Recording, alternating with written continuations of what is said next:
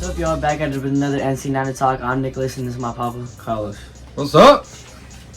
Got another divisional opponent, and it's the same one since 2 weeks ago when we played in Thanksgiving game at Lumen Field. Again, the Seahawks. Niners vs. Seahawks, a storied rivalry, and we're at home this time. Niners won 31-13 last time, so let's just hopping right into it. What do you think about it? We're at week 14, Week 15? 14, and this time last year was when Purdy stepped in and became the starter. This was his first start in week 14. So another divisional game, another game that we need so we could separate ourselves for the division. I think we win this game, we win division. Obviously, we'll be like 4 games ahead. Seahawks is on and Seahawks has the Eagles next week. So yeah, so tough road. We need to get this game out of the way. I don't think it's going to be easy. I think Seattle plays us pretty good.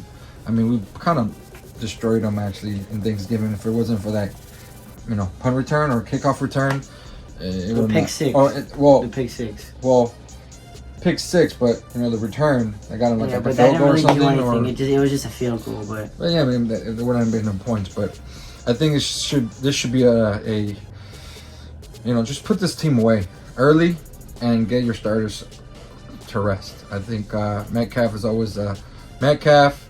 I think this team does really well against us when they throw to the outs, right? And then Metcalf, he could go off any game, right? Last came off a 3 touchdown game. Yeah, last game. Yeah, last game against us, they asked Ward to just follow him around. He pretty much shut him down. And DK Metcalf did go in the press conference, said respect to Travis Ward, because for him to go follow DK Metcalf around is a big thing to do, and he did very, very well. And Travis Ward's been playing. He played well against AJ Brown, except those 2 slants, maybe because he was just big. So those 2 slants that got him big yards, but other than that, Travis Ward locked that down. And especially in the red zone. So I feel that this game needs to come down to us just continue the way we've been doing, man. Let's get this game out of the way. Let's not overlook them. All right. Yeah, of course, because divisional opponent or any opponent in the NFL, like we've seen this year. And Seattle's gonna come hungry because they want revenge for the Thanksgiving game, right? Only like 2 weeks ago. So get this game out of the way. Get your starters to rest. And I don't see any other way than the Niners winning, anyways. If they're playing, mistake free and everybody's pretty healthy. I don't know if I don't think Armstead's out. Armstead is out. Yeah. But they do have this. A lot of guys doubtful though for the Seahawks. Even Geno. Kenneth Walker's questionable. The running backs, I think, they're doubtful. Questionable. So we'll see. But we have there's a lot more problems that Seattle has to do with on the defensive line other than Armstead, like Chase Young, Nick Bosa, Javon Hargrave, Javon Kinlaw. Yeah. And a new D tackle that got a sack last year is I think it's Kalia Davis, but he had a sack and he had a big impact in that game also. So for the D line with with Bosa and Chase Young and Javon Hargrave, for those guys that that get overlooked to have big moments, big games is what this team needs. Because the big names will always be they'll show up when they have to, but then they'll also need help from the guys that, say like Juwan Jennings from last week. We know Debo's going to show up in these games, but Juwan Jennings was a dog always a dog in the blocking also, and he had that beast of a touchdown. Yeah. So yeah, those backup players come up big in these type of games. Who do you think is going to be your breakout player, offense, defense? I'm gonna go. This game, I'm gonna start on defense, and I'm just gonna say Jair Brown. And Jair Brown, I think he's gonna get a pick. He's gonna have a lot of big tackles. Yeah.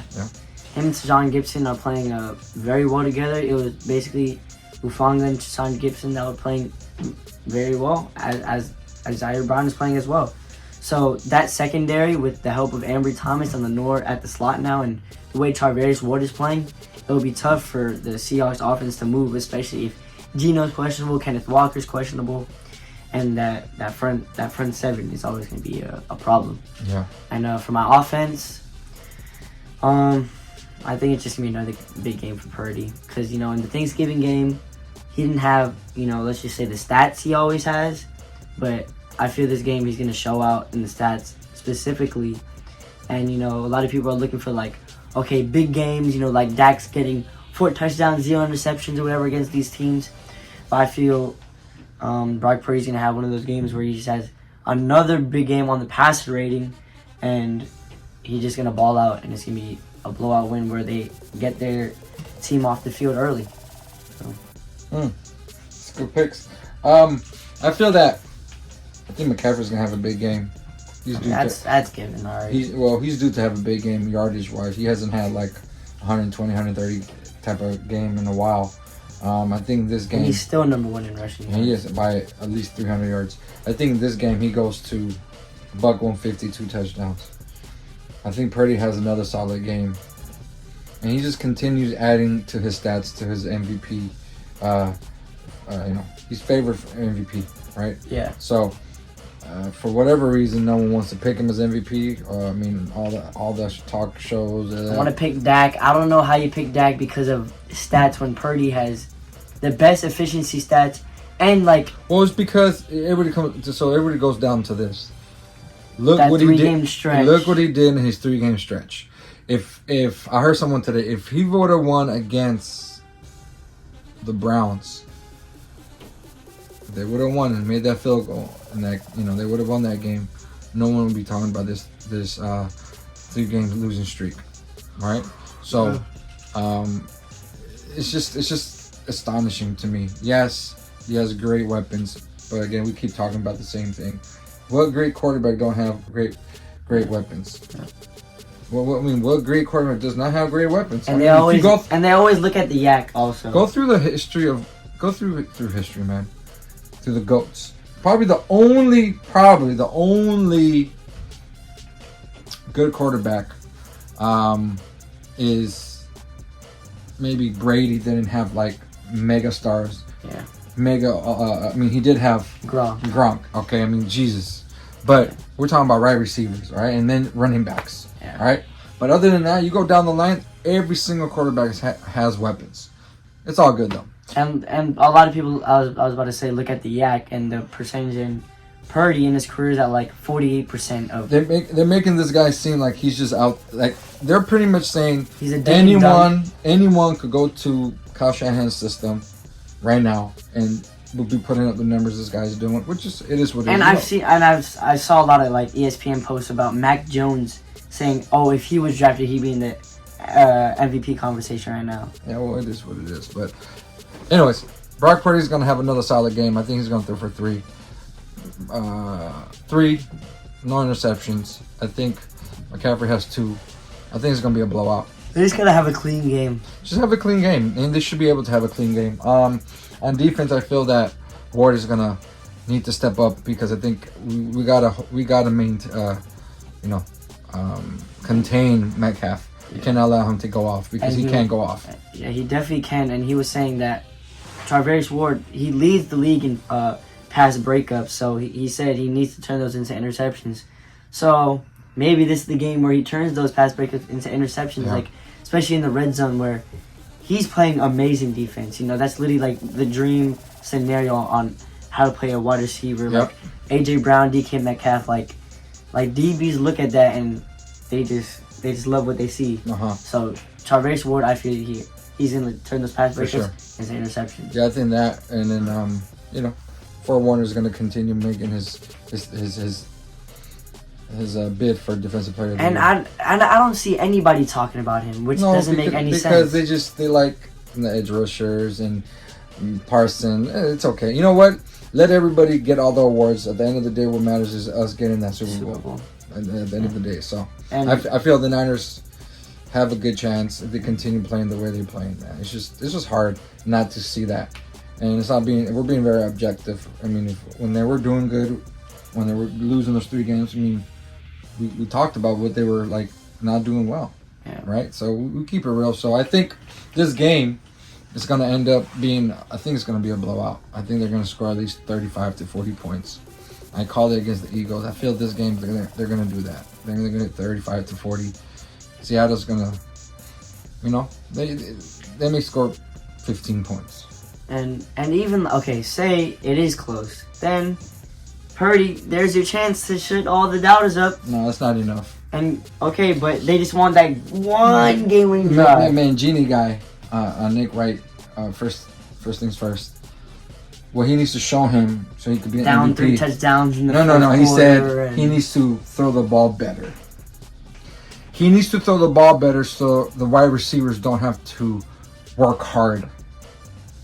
Because he's making his wide receivers work too hard. I don't know what I don't know what that means. Purdy's throwing right now. I don't know what that he means. He has the highest completion percentage, highest passer rating, highest QBR. No, that's because the wide receivers are working 10 times harder than they should. Yeah. Which to me doesn't make sense. So that to me that means people are just trying to find something to downplay how well he's playing. Yeah. Is he great? Is he the lead? Is he the best? No. But you got to face the facts. He's playing at such a high level right now. He's not the best, but he is playing like the best right now. And, you know, like I said with the Yak, 48%. But Mahomes last year got MVP and, you know, wasn't really close. And it was 55% of Yak. Yeah. I think they're gonna kill this team. So. Yeah. But just got to take care of business. Can't take any Take care. Don't especially care. Seattle. 3-0. I don't care. Just win this game. Move forward. You know, we'll be watching that Dallas and Eagles game. I don't. Sunday night. Yeah. Yeah, Dallas. I don't like Dallas much. But you know, if we win, Dallas wins. Number one seed. Guess who's number 1 seed? Yeah. So. But hey, I ain't gonna. I'm not gonna mind if they lose anyways. Yeah, it doesn't matter to me because. So it's a win-win situation for us. Dallas wins. It's win-win for us. They lose. Hey, it's a win-win for us as well because, who cares about them anyways? But all good. Let's do I it. didn't put my score out there. What'd you say? What do you think? 37-16. Close to mine. Yeah. Yeah. Follow my footsteps now. Good. I always do mine first. I feel, but I don't know. I just feel it's just gonna be, you know, another home game, another win where Brock Purdy just shows out and people just look at the score and like, okay, that's the only place he thrives. They act like he gets put in the third quarter and then he just starts throwing touchdowns. Should put this team out of the misery already and and move on. They'll probably be out of the picture after this. They will. And they will. These few game stretches. And they will. And I feel the Rams will probably have a better chance than the Seahawks right now. So. The Rams, they swept them already. So yeah. Let us know what you think, Let us guys. know what you guys think. What are your predictions for this game? Who's gonna be your breakout players? Thank you guys for watching. Hope you guys enjoyed. See you in the next one. Peace. Night, nerd.